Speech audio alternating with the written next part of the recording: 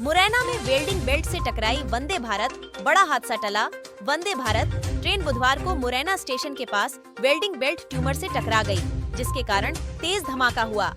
धमाका होते ही यात्रियों में हड़कंप मच गया। घटना की जानकारी मिलते ही रेलवे के बड़े अफसर मौके पर पहुंच गए। हालांकि कोई जनहानि नहीं हुई।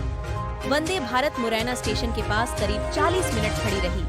ये हादसा तब हुआ जब ट्रेन ग्वालियर से निजामुद्दीन की ओर जा रही थी। ऐसी और खबरों के लिए हमारे चैनल को फॉलो करें और विजिट करें viralplanetnews.com।